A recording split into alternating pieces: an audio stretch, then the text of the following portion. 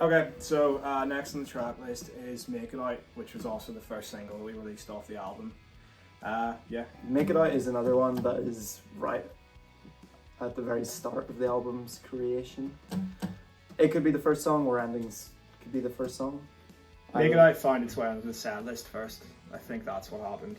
Yeah. It feels like.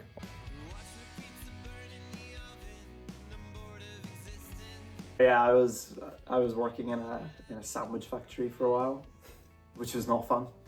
Really not fun. I wrote Make It Out during that period, so maybe it's about escaping a sandwich factory. Is one potential version of what Make It Out is. Yeah. I think that's the best version. That probably is. But it's the most relatable version. Everyone gets stuck in a sandwich factory. Yeah.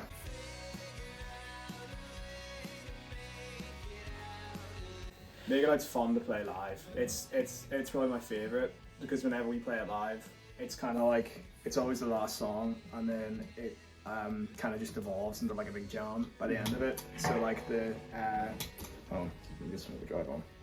the ending riff kind of bit, where it's like, it just like, you're kind of able to do whatever you want over that, so it's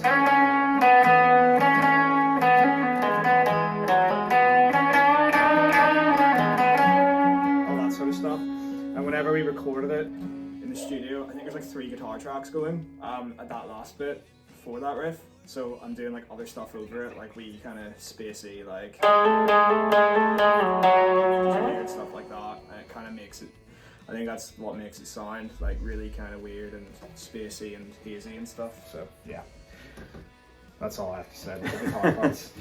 Yeah, I think Make It Out is probably, like you said, it would be my favourite to play live, and probably just my favourite song on the album in general. It's a banger. It is a banger. 10 out of 10 song. Yeah. Not very humble. Yeah, just that chord change was the start of it. Yeah, it's a weird one.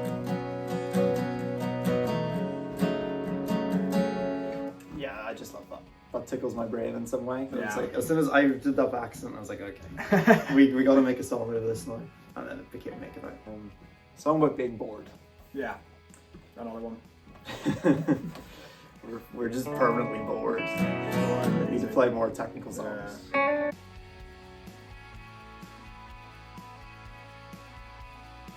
I didn't consciously have one. Whenever I would, like, that was another one though that was kind of floating around in the ether before I joined the band. So like, I think like the only contribution I made to that was like adding those little weird bits into the riff, and then also the like chorus bit.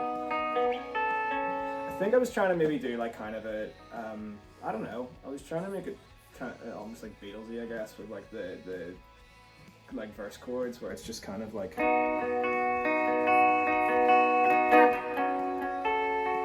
just like really lightly picked. Stuff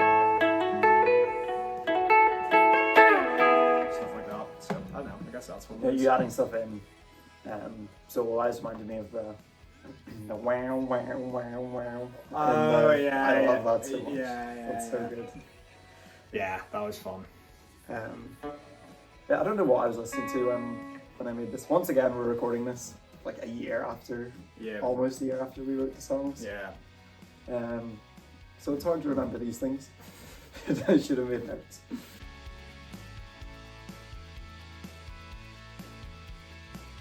No, not really fun facts, just that I never used to play that riff whenever we were first practicing it. It would just be following the chords that you were playing. So it kind of be sounded a wee bit more, I guess there's more of a drive to it. But I quite like the way it's kind of like spacey and all over the place sounding now, with it and a bit like kind of trippy with those like with that little picked riff going with the chord changes. It sounds quite cool. I think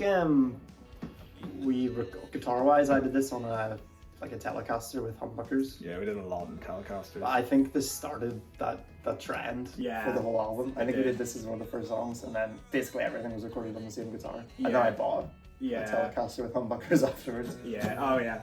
Actually, I think and I think on the solo, it's not really a solo, it's just a lead line. But I think on that there's like way more delay than you would realize, like way more delay. I think whenever we listened to it back after recording it without the context of the rest of the song, it sounded really, really weird.